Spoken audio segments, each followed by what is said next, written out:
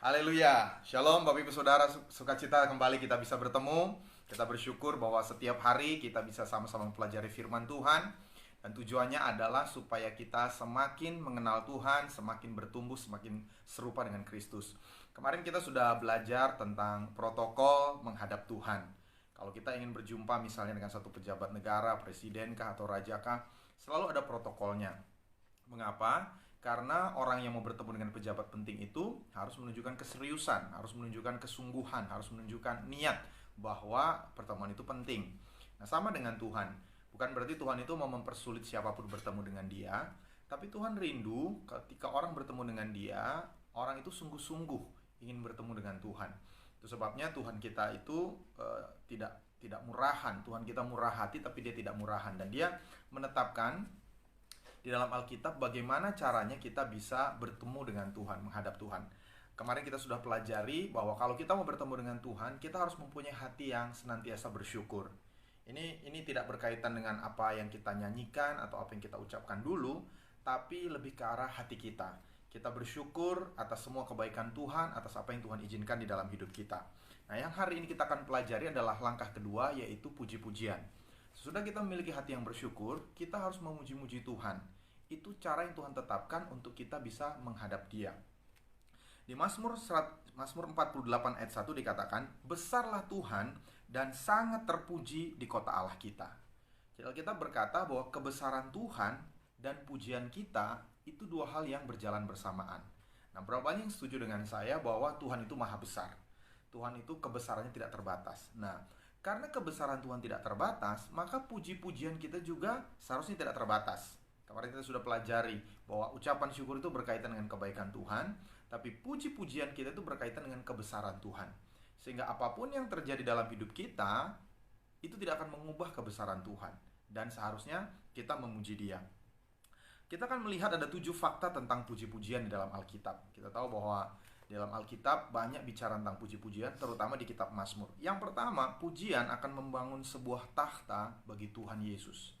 Waktu kita memuji Tuhan, di rumah kita, di gereja, secara pribadi, secara bersama-sama, kita sedang membangun tahta bagi Tuhan. Di Mazmur 22 ayat 3 dikatakan, "Padahal engkaulah yang kudus yang bersemayam di atas puji-pujian orang Israel." Kata bersemayam itu bertahta, enthroned. Kita sedang mendirikan tahta waktu kita memuji Tuhan.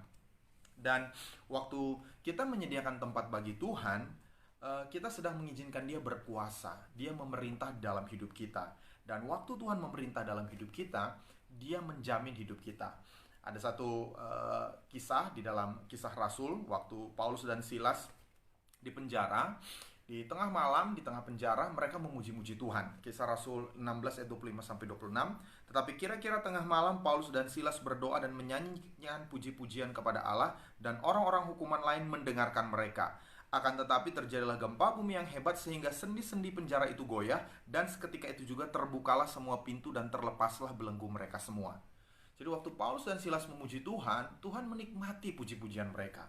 Dan karena Tuhan menikmati puji-pujian mereka, Tuhan mulai menghentak-hentakkan kakinya. Dan Alkitab berkata bahwa bumi ini adalah tumpuan kaki Tuhan. Sehingga waktu Tuhan menikmati pujian itu, Tuhan menghentak-hentakkan hatinya, apa yang terjadi? Gempa terjadi, kelepasan terjadi. Nah, mungkin saudara pikir, ini tafsiran dari mana? Tapi ini sekedar menggambarkan bahwa waktu kita memuji Tuhan, Tuhan hadir sehingga sebagai raja, sehingga Dia akan menjamin kehidupan kita. Dia akan membebaskan kita dari semua penjara yang mengungkung kita. Mungkin kita tidak dipenjara secara fisik seperti Rasul Paulus dan Silas dalam kisah ini, tapi mungkin kita terbelenggu oleh hutang kita, kita terbelenggu oleh sakit penyakit kita terkurung oleh keterikatan kita. Mari mulai memuji Tuhan. Kalau kita memuji Tuhan, maka Tuhan akan bertahta di atas pujian kita. Lalu yang kedua, pujian membawa kita ke dalam kemenangan Tuhan. Pujian membawa kita ke dalam kemenangan Tuhan. Tuhan sudah menjadi pemenang. Tuhan sudah meraih kemenangan. Waktu Yesus mati di kayu salib, Tuhan Yesus berkata, sudah selesai. Sehingga kita sudah memiliki kemenangan. Nah, waktu kita memuji Tuhan, kita sedang merayakan kemenangan itu. Kita sedang masuk, kita sedang ikut menikmati kemenangan itu. Di Mazmur 106 ayat 47, "Selamatkanlah kami ya Tuhan Allah kami, dan kumpulkanlah kami dari antara bangsa-bangsa, supaya kami bersyukur kepadamu, kepada namamu yang kudus, dan bermegah dalam puji-pujian kepadamu." Dalam bahasa Inggris itu triumph atau berkemenangan. kami berkemenangan dalam puji-pujian kepadamu. Jadi sekali lagi, Tuhan Yesus sudah menang. Tuhan Yesus sudah menang atas maut, Tuhan Yesus sudah menang atas dosa, Tuhan Yesus sudah menang atas sakit penyakit, Tuhan Yesus sudah menang atas kemiskinan.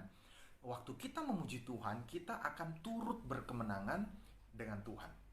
Itu sebabnya kenapa kita harus memuji Tuhan, supaya kita bisa menikmati kemenangan yang Yesus sudah raih bagi kita. Lalu yang ketiga, pujian itu harus diperdengarkan. Pujian itu harus diucapkan. Tidak ada yang namanya pujian dalam hati. Saudara, ada seorang yang berkata, kalau kita memuji seseorang, itu harus public. When praising is private, it's not praising. Waktu kita memuji seseorang itu hanya berdua, itu bukan pujian. Kita memuji seseorang atas kehebatannya, kalau ada orang lain mendengar, wah memang dia jago main musik, oh memang dia jago masak, oh memang dia jago nyanyi. Waktu orang lain mendengar, maka orang itu merasa dipuji. Sama dengan Tuhan. Itu sebabnya di Mazmur 63 ayat 6, seperti dengan lemak dan sumsum jiwaku dikenyangkan, dan dengan bibir yang bersorak-sorai mulutku memuji-muji. Jadi Tuhan berkata, kita harus memuji Dia dengan mulut kita. Dan kenapa kita harus memuji Tuhan dengan mulut kita? Bukan karena Tuhan tidak tahu bahwa kita mengagumi kebesarannya, tapi supaya orang lain ikut mendengar. Kita pernah baca mungkin di Kisah Rasul pasal 2 tentang hari Pentakosta, ketika baptisan Roh Kudus pertama kali dialami oleh 120 orang. Mereka berbahasa roh, mereka memuji Tuhan dalam bahasa-bahasa orang-orang yang hadir di Yerusalem saat itu. Orang Kreta, orang Kirene, orang Arab, dan sebagainya. Waktu mereka memuji Tuhan dalam bahasa-bahasa tersebut, orang lain juga kagum akan Tuhan. Itu sebabnya memuji Tuhan itu harus dinyatakan, harus diucapkan, harus diekspresikan. Lalu yang keempat, pujian adalah obat bagi depresi. Ini manfaat pujian bagi kita. Kalau tadi kita memuji Tuhan secara vokal, orang lain akan diberkati lewat pujian kita. Waktu kita memuji Tuhan, Tuhan akan berkati lewat pujian kita. Tapi masalah depresi itu akan menolong kita. Waktu kita memuji Tuhan, ada roh Tuhan yang akan mengangkat heaviness, rasa depresi, rasa berat, beban dalam diri kita. Yesaya 61:3 dikatakan, untuk mengaruniakan kepada mereka perhiasan kepala ganti abu, minyak untuk pesta ganti kain kabung, nyanyian puji-pujian ganti semangat yang pudar, supaya orang menyebutkan mereka pohon tarbantin kebenaran, tanaman Tuhan untuk memperlihatkan keagungannya. Di Alkitab dikatakan semangat yang pudar, itu artinya heaviness, rasa berat, beban, rasa depresi, rasa stres. Waktu kita memuji Tuhan, kita menyanyi, maka ada beban yang akan diangkat.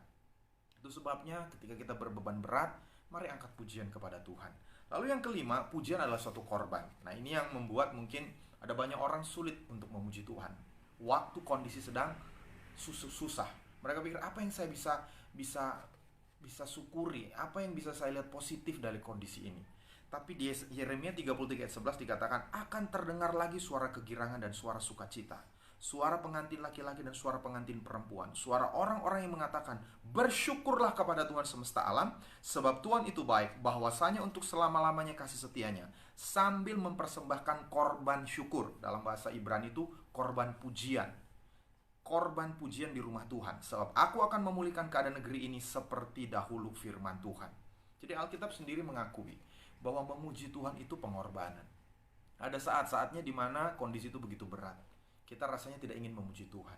Tapi saya motivasi kita, justru pujian kita akan makin bernilai. Paling khotbah-khotbah saya sebelumnya, musuh kita bukanlah yang kelihatan. Musuh kita bukan manusia. Musuh kita bukan orang di sekitar kita. Musuh kita bahkan bukan orang yang membenci kita. Musuh kita adalah roh jahat. Roh jahat yang mungkin mendungangi orang-orang di sekitar kita. Itu sebabnya kita harus memerangi roh jahat dengan senjata rohani. Makhluk roh hanya bisa diserang oleh senjata rohani.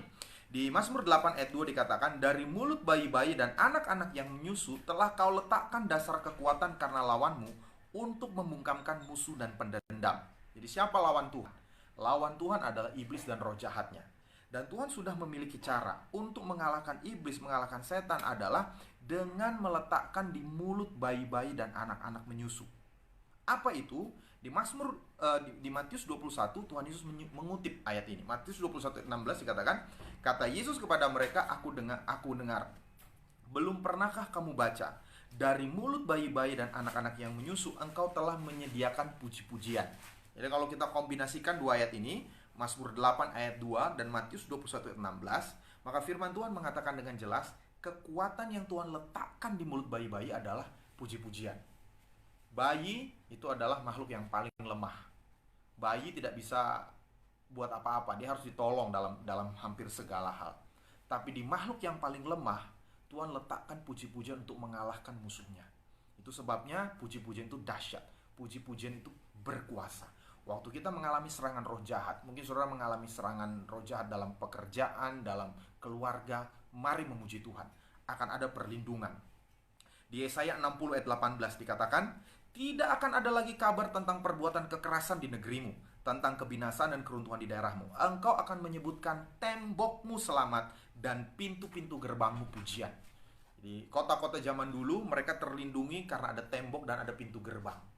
Alkitab berkata pintu gerbang hidup kita adalah puji-pujian. Waktu kita bisa memuji Tuhan, kita masuk ke dalam tempat perlindungan dan tidak ada musuh yang bisa menyerang. Ada keamanan di dalamnya. Dan yang ketujuh, poin saya yang terakhir hari ini, pujian mempersiapkan jalan bagi campur tangan supranatural Tuhan. Pujian akan mempersiapkan jalan bagi Tuhan melakukan mujizat dalam hidup kita.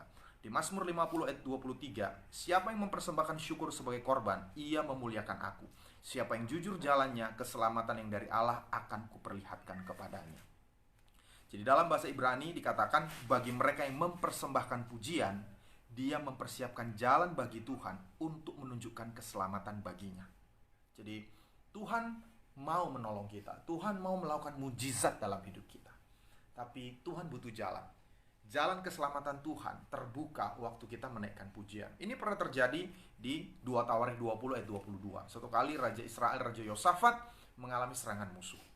Tapi luar biasanya dia mengalahkan musuh tanpa menembakkan satu anak panah pun, tanpa melemparkan satu tombak pun. Apa yang dia lakukan? Di ayat 22, 2 Tawarikh 20, ketika mereka mulai bersorak-sorai dan menyanyikan nyanyian pujian, dibuat Tuhanlah penghadangan terhadap Bani Amon dan Moab dan orang-orang dari pegunungan Seir yang hendak menyerang Yehuda, sehingga mereka terpukul kalah. Jadi Tuhan berperang mengganti mereka. Kenapa? Karena Yosafat bersorak-sorai memuji-muji Tuhan. Itu sebabnya mari hari ini kita terus memuji Tuhan. Akui kebesaran Tuhan. Kenapa? Karena pujian akan membangun tahta bagi Tuhan. Karena pujian akan membawa kita dalam kemenangan Tuhan. Tuhan sudah meraih kemenangan, kita perlu masuk ke dalam kemenangannya. Tuhan yang ketiga menyuruh kita memuji Dia karena kita lepas dari depresi kita, bebas dari depresi kita. Tapi yang keempat, pujian itu harus diperdengarkan, harus diucapkan. Pujian juga yang kelima adalah satu korban. Ada saatnya di mana kita tidak ingin memuji Tuhan, tapi justru di saat itu mari memuji Tuhan, karena pujian kita akan sangat bernilai bagi Tuhan. Dan ingat, pujian juga adalah senjata rohani. Waktu kita menghadapi serangan roh jahat, serangan sakit penyakit, kita perlu memuji Tuhan. Akan ada tembok perlindungan, ada pintu gerbang perlindungan bagi mereka yang memuji Tuhan. Dan yang terakhir, pujian akan mempersiapkan jalan bagi keselamatan Tuhan, bagi karya Tuhan, bagi campur tangan supranatural Tuhan. Kalau kita lihat di Alkitab, bagaimana cara memuji? Ada banyak cara. Ada menyanyi, itu memuji Tuhan. Bertepuk tangan, itu memuji Tuhan. Mengangkat tangan, itu memuji Tuhan. Menari, di Mazmur 149 ayat 3, biarlah mereka memuji-muji namanya dengan tari-tarian. Melompat, Raja Daud itu melompat memuji Tuhan. Memainkan alat musik, saudara yang bisa mainkan alat musik, pakai talentamu untuk memuji Tuhan. Intinya adalah kita harus memuji Dia dengan segenap kekuatan kita. Dan waktu kita memuji Tuhan, ingat Tuhan hadir, apapun kesulitan kita, Tuhan sanggup menolong kita. Amin. Saya mau berdoa untuk kita sekalian sore hari ini. Bapa di surga, terima kasih untuk pelajaran singkat dari firman Tuhan. Dan kami mau menjadi pelaku firman-Mu Tuhan. Tolong Tuhan, taruhlah puji-pujian senantiasa dalam mulut kami, sehingga dalam setiap situasi Engkau akan bertahta, Engkau akan memimpin kami, Engkau akan memerintah dalam hidup kami. Kami berdoa secara khusus untuk anak-anak-Mu yang saat ini sedang mengalami sakit penyakit, mengalami kesulitan, mengalami pergumulan dalam keluarga, dalam pernikahan, menghadapi suami, istri, atau anak mereka. Biar mereka tetap bisa memuji-muji Engkau, karena Engkau sangat besar, Engkau sangat terpuji. Dan waktu kami memuji Tuhan, kami percaya ada kekuatan Tuhan dalam hidup kami yang sanggup mengalahkan semua musuh yang ada di depan kami. Terima kasih Bapa di sorga. Dan kami terus berdoa Tuhan untuk semua petugas medis Tuhan yang saat ini sedang bertugas Tuhan di rumah-rumah sakit Tuhan. Tuhan yang menjagai mereka. Para dokter, para perawat, para petugas lab, para administrator rumah sakit dilindungi oleh darah Tuhan Yesus, sehingga mereka aman, tetap sehat, bisa melayani semua pasien yang perlu dirawat Tuhan. Terima kasih Bapa di sorga. Kami juga berdoa untuk bangsa kami serahkan ke dalam tangan Tuhan.